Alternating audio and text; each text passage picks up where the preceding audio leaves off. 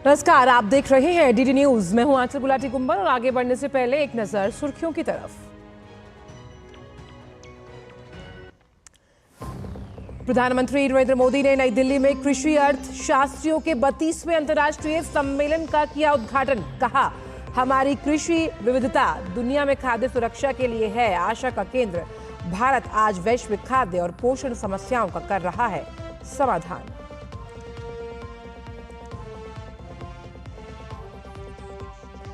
अयोध्या में नाबालिग से गैंगरेप मामले में आरोपी सपा नेता समेत 2 अन्य के खिलाफ दर्ज हुआ मुकदमा। आरोपियों ने अस्पताल में भर्ती पीड़िता के परिजनों को डरा धमकाकर सुलह करने का बनाया था दबाव।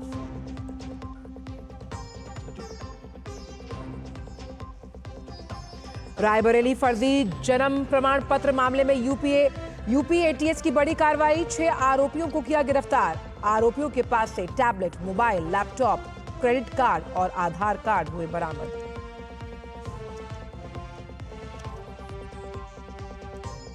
हिमाचल प्रदेश में भारी बारिश के चलते मनाली और मंडी में भूस्खलन। प्रभावित क्षेत्रों में राहत और तलाश अभियान जोरों पर।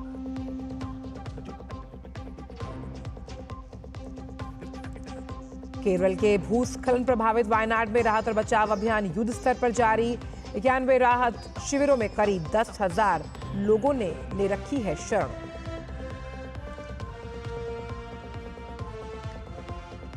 और खेल की खबरों में पेरिस ओलंपिक में 2 पदक जीत चुकी मनु भाकर की नजर पदक की हैट्रिक पर। आज 25 मीटर एयर पिस्टल का फाइनल खेलने उतरेंगी मनु। वहीं तीरंदाजी में दीपिका कुमारी और भजन कौर खेलेंगी प्री क्वार्टर फाइनल। और आइए अब जानते हैं सभी खबरों को विस्तार के साथ। प्रधानमंत्री नरेंद्र मोदी ने आज नई दिल्ली में कृषि अर्थशास्त्रियों के 32वें अंतर्राष्ट्रीय सम्मेलन का उद्घाटन किया। सम्मेलन का विषय टिकाऊ कृषि खाद्य प्रणालियों के लिए परिवर्तन है। इसमें 75 देशों के प्रतिनिधि हिस्सा ले रहे हैं।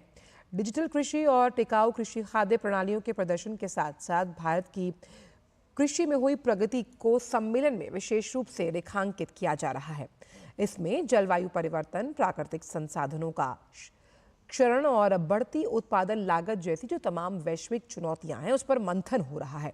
अंतर्राष्ट्रीय कृषि अर्थशास्त्री संघ द्वारा आयोजित ये त्रिवार्षिक सम्मेलन 7 अगस्त तक चलने वाला है। भारत 6 दशक से भी ज्यादा के अंतराल के बाद इसकी मेजबानी कर रहा है। प्रधानमंत्री ने अपने संबोधन में कृषि क्षेत्र में भारत में हुई प्रगति का जिक्र किया। प्रधानमंत्री ने कहा कि भारत अपने इन अनुभवों को दुनिया के साथ साझा करने के लिए उत्सुक है। प्रधानमंत्री ने कहा कि जब पिछली बार कृषि अर्थशास्त्रियों का सम्मेलन भारत में हुआ था तब का समय चुनौतियों से भरा था। आज भारत कृषि और खाद्य सुरक्षा के मामले में दुनिया को राह दिखा रहा है। आज भारत एक फूड सरप्लस देश है। आज भारत दूध, दाल और मसालों का सबसे बड़ा प्रोड्यूसर है। Bharat food grain, fruits, vegetable, cotton, sugar, T, framed fish इनका दूसरा सबसे बड़ा प्रोड्यूसर है। एक वो समय था जब भारत की फूड सिक्योरिटी दुनिया की चिंता का विषय था। एक आज का समय है जब Bharat global food security, global nutrition security इसके सॉल्यूशन देने में जुटा है। प्रधानमंत्री ने भारतीय ज्ञान परंपरा में कृषि को लेकर रचे गए ग्रंथों का भी उल्लेख किया। प्रधानमंत्री ने कहा कि ये ग्रंथ दिखाते हैं कि भारतीय कृषि परंपरा में विज्ञान और तर्क को प्राथमिकता दी जाती रही है। प्रधानमंत्री ने कृषि को भारतीय अर्थव्यवस्था का केंद्र बताया। उन्होंने कहा कि इसके विकास के लिए सरकार लगातार प्रयासरत है। इस साल के बजट में भी बहुत बड़ा फोकस सस्टेनेबल फार्मिंग और क्लाइमेट रेजिलिएंट फार्मिंग पर है। हम अपने किसानों को सपोर्ट करने के लिए एक पूरा इकोसिस्टम डेवलप कर रहे हैं। भारत का बहुत जोर क्लाइमेट रेजिलिएंट क्रॉप से जुड़ी रिसर्च एंड डेवलपमेंट पर है। बीते 10 सालों में हमने करीब 1900 नई क्लाइमेट रेजिलिएंट वैरायटी अपने किसानों को दी है। इसका लाभ भारत के किसानों को भी मिल रहा है। हमारे यहां राइस की कुछ वैरायटीज ऐसी भी है जिनको ट्रेडिशनल वैरायटी के मुकाबले 25% कम पानी चाहिए। पीएम ने कहा कि आज विश्व की सबसे ऊंची प्रतिमा एक किसान नेता सरदार पटेल की है। पीएम ने स्टैच्यू ऑफ यूनिटी के निर्माण में 6 लाख गांव के किसानों से कृषि यंत्रों के टुकड़े एकत्रित करने और फिर उन्हें मिलाकर भव्य प्रतिमा बनाने का जिक्र किया। पीएम ने पिछले 1 दशक में कृषि और किसान कल्याण की दिशा में उठाए गए कदमों का भी उल्लेख किया। प्रधानमंत्री ने कृषि में डिजिटल सहित आधुनिक तकनीक के समावेश पर भी बल दिया है। आज एक किसान सॉइल हेल्थ कार्ड की मदद से ये जान सकता है कि उसे क्या उगाना है। वो सोलर पावर की मदद से पंप चलाता है और वेस्टलैंड में सोलर फार्मिंग से भी कमाता है। वो ई-नैम यानी भारत के डिजिटल एग्रीकल्चर मार्केट के द्वारा अपनी पैदावार को बेच सकता है। वो किसान क्रेडिट कार्ड का उपयोग करता है। वो प्रधानमंत्री फसल बीमा योजना के माध्यम से अपनी फसलों की सुरक्षा सुनिश्चित करता है। किसानों से लेकर एग्री टेक स्टार्टअप्स तक, नेचुरल फार्मिंग से लेकर के फार्म स्टे और फार्म टू टेबल की व्यवस्था तक भारत में कृषि और उससे जुड़े सेक्टर लगातार फॉर्मलाइज हो रहे हैं। और फिलहाल खबरों में वक्त एक छोटे से ब्रेक का है। MDH का किचन किंग किचन में हो तो हम सब कुछ बना सकते हैं। बैंगन का भरता, आलू गोभी, भिंडी मसाला और भी बहुत कुछ। MDH। वो मिस्टर विकास की फाइल आप पॉलिसी बाजार। मैम, आपका हेल्थ इंश्योरेंस क्लेम अप्रूव हो गया है। अब आप सर को घर ले जा सकती हैं। क्लेम के टाइम पे हमेशा आपकी हेल्प को तैयार। पॉलिसी बाजार, 1 करोड़ का हेल्थ इंश्योरेंस सिर्फ 390 रुपए महीने से शुरू। ब्रेक के बाद सभी का स्वागत है और आइए रुक करते हैं अन्य खबरों का। हिमाचल प्रदेश में पिछले 2 दिनों के दौरान अत्यधिक वर्षा और बादल फटने की घटनाओं के कारण लापता हुए लोगों की तलाश के लिए राहत और बचाव अभियान युद्ध स्तर पर जारी है। प्रदेश के मंडी, कुल्लू और शिमला जैसे जिलों में बादल फटने की घटनाओं में 50 से ज्यादा लोग लापता हैं। इनकी तलाश के लिए बचाव अभियान जोरों पर चल रहा है। एनडीआरएफ, एसडीआरएफ, सेना, वायुसेना, जिला प्रशासन की टीमें बचाव अभियान में जुटी हुई हैं। रामपुर के करीब समेज में 1 अगस्त को बादल फटने से हुए नुकसान के बाद पुनर्निर्माण कार्य जारी है। इस घटना में 6 लोग मारे गए थे और 53 लोग अभी भी लापता हैं।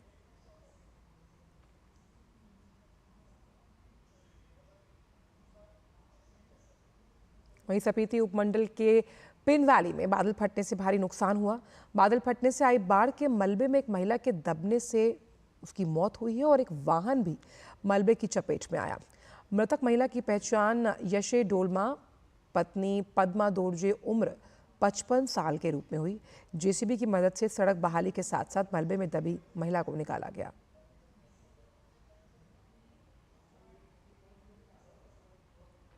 केरल के वायनाड में बड़े पैमाने पर हुए भूस्खलन के बाद राहत और बचाव कार्य जारी है। मंगलवार तड़के आई इस प्राकृतिक आपदा के 4 दिन बाद भी बचाव दल ने उम्मीदें नहीं छोड़ी और जीवित लोगों का पता लगाने के लिए ड्रोन चित्रों और सेल फोन से जीपीएस का उपयोग किया जा रहा है। जिले में 91 राहत शिविरों में करीब 10,000 लोगों को रखा गया। बचाव अभियान को गति देने के लिए हेलीकॉप्टर की मदद ली जा रही है और राहत कर्मियों को लगाया गया। इसके अलावा विशेष सेंसर और रडार की भी मदद ली जा रही है।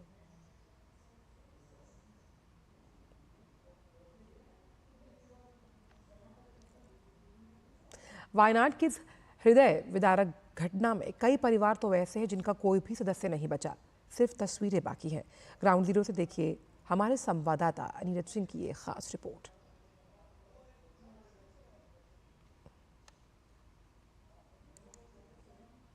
इस समय हम मुंडकई विलेज में हैं और आपको बताते हैं कि यही वो विलेज है जहां लैंडस्लाइड का सबसे भीषण प्रहार देखने को मिला था। आप मेरे पीछे देखें तो रेस्क्यू ऑपरेशन यहां पर चल रहा है। डॉग स्क्वाड यहां पर मौजूद है, जेसीबी चल रही है। यहां पर एक डॉग ने कुछ संकेत दिए थे और उसने भौंककर बताया था कि कुछ अंदर इस मिट्टी के नीचे या इस मलबे के नीचे कुछ ह्यूमन हो सकता है। जो रेस्क्यू की टीम है वो फैली हुई है और खोजने की कोशिश कर रही हैं कि अगर कोई आदमी मिसिंग है तो वो मिल जाए, या 1% भी संभावना अगर किसी के जीवित बचने की हो तो उसको जीवित बचा लिया जाए। लेकिन जैसे जैसे समय गुजर रहा है हालात और ज़्यादा कठिन होते जा रहे हैं। कभी ये तस्वीरें मकान की दीवारों पर टंगी होती थीं, लेकिन आज इन तस्वीरों को देखने वाला भी कोई नहीं है, क्योंकि वायनाड में जो लैंडस्लाइड हुआ उसमें पूरे के पूरे घर उजड़ गए, पूरे के पूरे परिवार तबाह हो गए। ये मुंडकई विलेज का वो इलाका है जो काफ़ी ज़्यादा समृद्ध था। बड़े बड़े मकान थे, दुकानें थीं और रिहायशी इलाका था, टूरिस्ट प्लेस था। यहाँ पर जो टूरिस्ट हैं वो भी यहाँ पर रहते थे और खूबसूरत नज़ारों के कह सकते हैं कि दीदार करते थे। लेकिन इस समय आपको चारों तरफ सिर्फ भयावह नज़ारे दिखाई दे रहे होंगे और जो लोग अपनों को खोज रहे हैं वो दर दर की कह सकते हैं कि एक जगह से दूसरे जगह तक ठोकरें खा रहे हैं कि आखिरकार उनको उनके परिजन मिल जाएं, या उनके परिजन मिसिंग है तो उनकी बॉडी मिल जाए। ऐसी कहानियां आपको मुंडकई गांव और उसके आसपास के इलाकों में बिखरी हुई दिखाई देंगी। कैमरामैन मोहित उइके के साथ Neeraj Singh, DD news, ground zero, Mundakkai गांव, वायनाड। और अब बात हिमाचल प्रदेश की कर लेते हैं, जहां शिमला जिले के रामपुर के साथ लगते समेज क्षेत्र में राहत और बचाव कार्य आज तीसरे दिन भी जारी है। बीती रात बारिश की वजह से समेज खड्ड का जलस्तर बढ़ गया, जिस वजह से राहत और बचाव कार्य में मुश्किलें आ रही हैं। लापता लोगों का अब तक कोई सुराग नहीं मिल पाया। गौरतलब है कि 31 अगस्त को श्रीखंड की पहाड़ी पर बादल फटने की वजह से समेज खड्ड में आई बाढ़ से समेज गांव के 19 से ज्यादा घर बह गए। कई लोग लापता हैं। पेश है इस क्षेत्र से डीडी न्यूज संवाददाता हेमलता शर्मा की ये ग्राउंड रिपोर्ट। रामपुर के साथ लगते समेज में हुई आपदा का ये मंजर आप मेरे पीछे देख पा रहे हैं। इस वक्त मैं उसी जगह पर मौजूद हूं जहां पर 31 जुलाई को रात में ऐसा सैलाब आया कि गांव में ना घर बचा, ना छत बची और ना ही अपने। ये तमाम चीज़ें आप देख सकते हैं मेरे पीछे। ये समेज गांव का स्कूल है जो पूरी तरह से तहस नहस हो गया है। जो बच्चे इस स्कूल में शिक्षा ग्रहण करते थे, आज ये स्कूल खंडर की तरह नजर आ रहा है। पूरे स्कूल में मलबा भरा पड़ा है और जो नदी है एक बार फिर अपने उफान पर है। हालांकि पिछले कल की अगर हम बात करें तो पानी बहुत कम था, लेकिन रात भर बारिश होने के कारण जो पानी है वो बढ़ गया है और एक बार फिर जो रेस्क्यू टीम है उनको कहीं ना कहीं दिक्कतों का सामना जरूर यहाँ पर करना पड़ रहा है। आज सुबह 6 बजे से ही रेस्क्यू ऑपरेशन शुरू हो गया है और कुछ जगहों पर जो रेस्क्यू टीम है वो नहीं पहुंच पा रही है और इस वजह से रेस्क्यू को कंप्लीट करने में भी बहुत ज़्यादा टाइम लग रहा है। मेरे पीछे और भी बहुत सारी ऐसी तस्वीरें आप देख पा रहे हैं जिससे आप अंदाज़ा लगा सकते हैं कि 31 जुलाई की रात को जो सैलाब आया था उस वजह से ये गांव कितना तबाह हो गया है। मैं कैमरामैन से कहूँगी कि ये ज़रूर ये चट्टान आपको दिखाएं। इस चट्टान से पीछे का जो एरिया आप देख पा रहे हैं, इस एरिया में वो तमाम घर थे जो इस बाढ़ में बह गए हैं। और इसके अलावा बहुत सारे यहाँ पर जवान इस वक्त मौजूद हैं, एनडीआरएफ की टीमें मौजूद हैं और वो लगातार रेस्क्यू ऑपरेशन में लगे हुए हैं। मशीनें यहाँ पर लगी हुई हैं, लेकिन अभी ये देखना ज़रूर होगा कि मौसम कितना साथ देता है, क्योंकि मौसम विभाग ने आज भी हिमाचल प्रदेश में भारी बारिश का अलर्ट जारी किया है। अगर इस बीच बारिश हो जाती है तो रेस्क्यू अभियान को बिल्कुल रोकना पड़ेगा। पानी का जैसे मैंने आपको बताया जलस्तर लगातार बढ़ रहा है और यहाँ पर एक पुल का निर्माण भी किया जा रहा है ताकि जो खड्ड है उस पार जाया जा सके और वहाँ पर रेस्क्यू ऑपरेशन चलाया जा सके। फिलहाल ये तस्वीरें बयां कर रही है कि 31 तारीख की रात को जो सैलाब आया है उससे कितना ज़्यादा जान और माल का यहाँ पर नुकसान हुआ है। कैमरा पर्सन ऋषिपाल के साथ हेमलता शर्मा, डीडी न्यूज़, शिमला। और फिलहाल खबरों में वक्त एक छोटे से ब्रेक का है। आप देखते रहिए डीडी न्यूज़।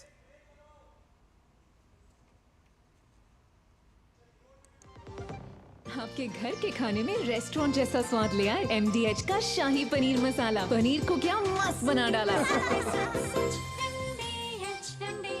सर आप बहुत लकी हैं कि आपके बेटे ने हेल्थ इंश्योरेंस और बाकी सारी फॉर्मेलिटीज टाइम से पूरी कर दी है। मेरा बेटा? तो फिर आप? पॉलिसी बाजार। क्लेम के टाइम पे हमेशा आपकी हेल्प को तैयार। पॉलिसी बाजार, 1 करोड़ का हेल्थ इंश्योरेंस सिर्फ 390 रुपए महीने से शुरू। ब्रेक के बाद सभी का स्वागत। और अब बड़ी खबर आ रही है अयोध्या से, जहां नाबालिग से गैंगरेप के मामले में नया मोड़ आया है। आरोपियों द्वारा जो नाबालिग हैं उनके परिजनों पर सुलह करने का दबाव डाला जा रहा है।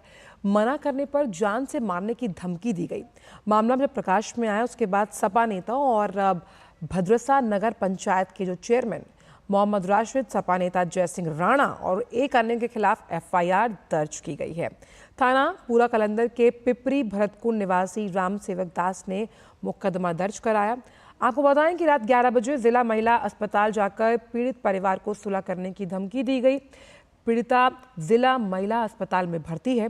वहीं मामले में इंडी गठबंधन की तरफ से अभी कोई बयान सामने नहीं आया है। तो बड़ा अपडेट, ये अयोध्या नाबालिग से गैंगरेप का जो मामला है, जहां अस्पताल जाकर रेप पीड़िता के परिवार को धमकाया गया। विकास हमारे साथ जुड़ गए। विकास, बड़ा अपडेट तो आपने बताया कि सपा नेताओं पर केस भी दर्ज हुआ है, लेकिन ऐसी भी खबरें सामने आ रही है कि बुलडोजर एक्शन की भी तैयारी कर रही है योगी सरकार। क्या जानकारी है? जी बिल्कुल, इस मामले पर योगी सरकार बेहद ही सख्त है और इस मामले पर जिस तरीके से इस घटना के बाद जब पीड़ित परिवार को धमकाने का आरोप लगा है, इसमें जो मामला दर्ज किया गया है, जैसा कि अभी आपने इस बात का जिक्र भी किया, नगर पंचायत भदरसा के जो चेयरमैन है मोहम्मद राशिद और सपा नेता जयसिंह राणा और एक अन्य के खिलाफ ये मुकदमा दर्ज किया जाता है। इस मामले में कल रात को कहा जाता है कि ये लोग जाते हैं पीड़ित परिवार पर सुलह करने का आरोप वो दबाव बनाते हैं और ये धमकी देते हैं कि अगर आप नहीं करते हैं तो आपको बुरे परिणाम देखने को मिलेंगे। इस घटना के बाद पीड़ित परिजन पुलिस से शिकायत करते हैं, इस मामले पर मुकदमा दर्ज कर लिया जाता है। वहीं कल दूसरी तरफ पीड़ित परिवार मुख्यमंत्री योगी आदित्यनाथ से मिलकर इस पूरी घटना पर उन्होंने बातचीत की। मुख्यमंत्री योगी आदित्यनाथ ने उनको सांत्वना दी थी कि इस मामले पर सख्त से सख्त कार्रवाई की जाएगी और इसके बाद लगातार पुलिस का एक्शन जारी है। वहां पर जो प्रभारी चौकी इंचार्ज को निलंबित कर दिया गया है और उसके बाद वहां पर जो SDM मौके पर गए हैं और उसकी संपत्ति का मौका मुआयना किया है और निश्चित रूप से कहीं ना कहीं इसके बाद एक बड़ी कार्रवाई होना तय माना जा रहा है। क्योंकि आज अभी सुबह खबर आ रही है कि जो पीड़ित परिवार पर जो गैंगरेप का जिसका आरोप है, वो जो सपा नेता, उसके खिलाफ उसकी बेकरी पर भी छापा मारा गया है। निश्चित रूप से ये जो लोग हैं ये काफी इनका वहां पर मजबूत है। इससे पहले भी देखा गया था कि जब 2 महीने तक उस पीड़िता के साथ ये शर्मनाक घटना होती है, उसके बाद जब पीड़ित परिवार FIR दर्ज कराने जाता है तो FIR शुरुआत में दर्ज नहीं होती है, क्योंकि इस मामले में जो चौकी थी, चौकी उसी के घर पर चलती थी। उसके बाद जब स्थानीय नेता, स्थानीय तमाम लोग मिलकर इस मामले पर दबाव बनाया, तब जाकर इस मामले पर FIR दर्ज हुई। इसके बाद मामला संज्ञान में आया। मुख्यमंत्री योगी आदित्यनाथ ने सीधे इस मामले में कहा कि सख्त से सख्त कार्रवाई होनी चाहिए। लेकिन इस मामले पर अगर देखा जाए, पक्ष की अगर हम बात करते हैं तो समाजवादी पार्टी के तमाम सारे नेता इस से जुड़े नजर आ रहे हैं। मुख्य आरोपी है, उसकी तस्वीरें भी वहां के स्थानीय सांसद के साथ अच्छा, जिस मुख्य आरोपी के बारे में बात हो रही है, विकास उठाती है कानून व्यवस्था के, लेकिन इस मुद्दे पर उसका कोई अभी तक बयान सामने नहीं आया है। ये भी एक प्रश्न है। जी, तो मुख्य आरोपी के बारे में आप बात कर रहे हैं, उनकी संपत्ति का जो है मुआयना भी राजस्व विभाग द्वारा, अगर हम शुक्रवार की बात करें, बीते कल तो किया गया है। दूसरी तरफ क्योंकि अब सपा और इंडी गठबंधन दोनों साथ में मिलकर चुनाव लड़े थे, जो लगातार कह रहे थे कि भाई लॉ एंड ऑर्डर को वो व्यवस्थित बनाएंगे, लेकिन ऐसा कुछ होता हुआ नजर नहीं आ रहा। और इसका जिक्र मॉनसून सत्र में CM साहब ने भी कहा कि अगर इस तरह के मामले सामने आते हैं तो कड़ी से कड़ी कार्रवाई की जाएगी। देखिए आंचल, आपका जो वो था सवाल था वो मेरे पास नहीं पहुंच पाया, लेकिन इस मामले पर जब ये पीड़ित परिवार मुख्यमंत्री योगी आदित्यनाथ से मिलता है, इससे पहले भी जब मुख्यमंत्री योगी आदित्यनाथ अनुपूरक बजट पर चर्चा कर रहे होते हैं, तभी वो इस मामले में साफ कर देते हैं कि जो भी दोषी हैं इस तरीके के, उनके लिए कोई सद्भावना का काम नहीं करेगी सरकार। इनके लिए तो बुलेट ट्रेन की ही जो है चलाने की जरूरत है। तो मुख्यमंत्री योगी आदित्यनाथ ने स्पष्ट कर दिया था इस मामले पे एक्शन तय होगा वहीं पीड़ित परिवार से जो मुलाकात करती है, पीड़ित परिवार का दर्द सुनते हैं और दर्द सुनने के बाद पूरे वाक्यों को गंभीरता से सुनने के बाद सख्त निर्देश दिया जाता है इसमें कि जो भी कार्रवाई हो, क्योंकि पीड़ित परिवार चाहता है इस जघन्यतम अपराध के लिए सख्त से सख्त सजा दिलाई जाए और इन जो दोषी हैं इन पर जो कार्रवाई की जाए वो एक नजीर बनकर रह जाए। इस मामले पर सरकार का भी यही लक्ष्य है कि सख्त से सख्त कार्रवाई की जाए, क्योंकि एसडीएम समेत खाद्य विभाग की टीम, तमाम सारी टीमें वहां पर पहुंची हुई हैं और लगातार कार्रवाई की विकास, आप नजर बना के रखिएगा इस पूरे मामले पर, क्योंकि पल पल इस मामले में अपडेट्स आ रहे हैं और जिस तरह से यूपी का जो राज्य प्रशासन है और पुलिस है वो साफ तौर पर कह रही है कि इस पूरे मामले में कड़ाई से निपटा जाएगा और अब उनके खिलाफ एफआईआर भी दर्ज कर ली गई है। बहुत बहुत शुक्रिया इन तमाम जानकारियों को साझा करने के लिए। वक्त एक छोटे से ब्रेक का है, आप देखते रहिए टीडी न्यूज़। दादी के हाथों का जादू और खुशबू से महकता घर। MDH गरम मसाला, असली मसालों से भरा हूँ मैं, क्योंकि हर रिश्ता है स्वाद से जुड़ा। इतनी सी सैलरी में घर की EMI कैसे भरूंगी? काश तुमने जाने से पहले टर्म लाइफ इंश्योरेंस लिया होता। पॉलिसी बाजार पे 1 करोड़ का टर्म लाइफ इंश्योरेंस सिर्फ 470 रुपए महीने से शुरू। बात जब पीढ़ियों के लिए बनने वाले घर की हो तो जिम्मेदारी बड़ी हो जाती है। गैलेंट समझता है ये जिम्मेदारी। अब डबल M रिब्स के साथ गैलेंट एडवांस TMT रीबार, निर्माण का रियल हीरो। ब्रेक के बाद सभी का स्वागत। बढ़ते हैं आगे। प्रधानमंत्री नरेंद्र मोदी की अध्यक्षता में केंद्रीय कैबिनेट ने 936 किलोमीटर की कुल लंबाई वाले 8 national high speed road corridor projects के निर्माण को मंजूरी दी। केंद्रीय सूचना एवं प्रसारण मंत्री अश्विनी वैष्णव ने बताया कि इन परियोजनाओं को लेकर सरकार का उद्देश्य जो लॉजिस्टिक्स की दक्षता है उसमें सुधार और भीड़भाड़ को कम करना है, साथ ही देश भर में कनेक्टिविटी को बढ़ाना। इन 8 हाईवे प्रोजेक्ट्स पर कुल 50,655 करोड़ रुपए की लागत आएगी। पूरे देश में 8 बड़े नेशनल हाईवे के प्रोजेक्ट्स जो कि एक्सेस कंट्रोल्ड एक्सप्रेस वेज हैं, आज cabinet committee on economic affairs ने प्रधानमंत्री श्री नरेंद्र मोदी जी की अध्यक्षता में अप्रूव किए हैं। ये प्रोजेक्ट्स 935 किलोमीटर की टोटल लेंथ के हैं और इसमें 50,000 करोड़ रुपए का इन्वेस्टमेंट होगा। कहां कहां पर हमें नए कॉरिडोर्स की, नई कैपेसिटी की जरूरत है, वो ध्यान में रख के ये प्रोजेक्ट्स बनाए गए। विजन 2047 का विशेष ध्यान रख के इन प्रोजेक्ट्स को बनाया गया है। जिन 8 national high speed road corridors को मंजूरी दी गई है उनमें अयोध्या में 68 किलोमीटर लंबाई के 4 लेन रिंग भी शामिल है। अयोध्या जी के सर्वांगीण विकास के लिए एक बहुत मेजर रिंग रोड का इसमें अप्रूवल हुआ है, पहला प्रोजेक्ट। ये प्रोजेक्ट करीब 68 किलोमीटर्स का है और करीब 4,000 करोड़ का है, 3,935 crore to be exact. Raebareli फर्जी जन्म प्रमाण पत्र मामले में यूपी ATS को बड़ी कामयाबी हाथ लगी। ATS की टीम और पुलिस ने 6 और आरोपियों को गिरफ्तार किया। ये सभी आरोपी जनपद के बाहर के निवासी हैं। ये मुरादाबाद, प्रतापगढ़, कुशीनगर, गोरखपुर और सोनभद्र जनपद के रहने वाले हैं। आरोपियों के पास से tablet, mobile, laptop, credit card और डेबिट कार्ड के साथ साथ आधार कार्ड भी बरामद किया गया है। ATS द्वारा इस मामले में 4 लोग पहले भी जेल भेजे जा चुके हैं। दरअसल 17 जुलाई को थाना सलोन रायबरेली में फर्जी जन्म प्रमाण पत्र निर्गत किए जाने के संबंध में केस रजिस्टर हुआ। घटना की संवेदनशीलता और गंभीरता को देखते हुए यूपी ATS का सहयोग लिया गया। मामले में त्वरित कार्रवाई करते हुए ATS ने उपलब्ध डेटा और साक्ष्यों के आधार पर अब तक 10 संदिग्धों को गिरफ्तार किया।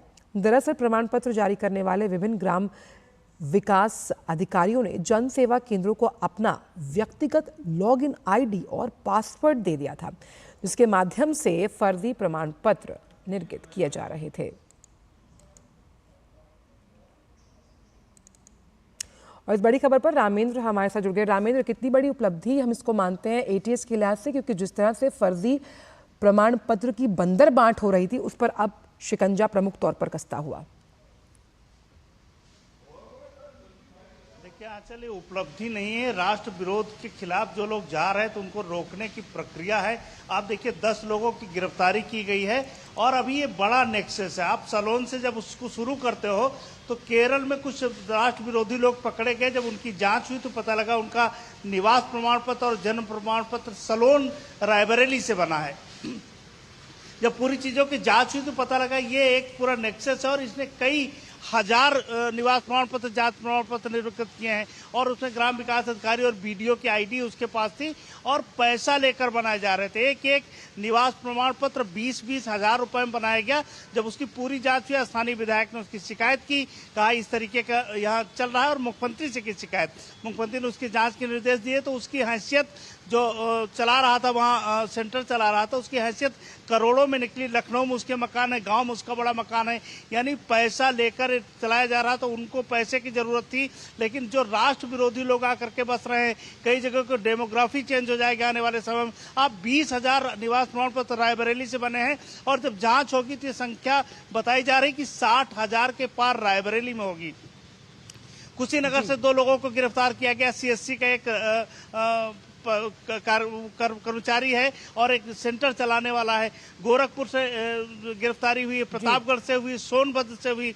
अभी एक नेक्सस आप देखिए कि जब खुलेगा तो कुशीनगर से जो पूरा नेपाल का तराई बेल्ट है उसमें जो लोग आ रहे हैं और ये बड़ी बसावट हो रही है। उस पूरे नेपाल का जो गलियारा है उसको माना जाता है कि एक बड़ी आबादी, मुस्लिम आबादी है। जानना चाह रहे हैं वो भी सामने आएंगे। रामेंद्र, समय हमारे पास कम है, आगे भी इस बड़ी खबर पर हम आपसे अपडेट्स लेते रहेंगे। बहुत बहुत शुक्रिया इन जानकारियों को हमसे साझा करने के लिए और फिलहाल समाचारों में इतना ही। दीजिए इजाजत, नमस्कार।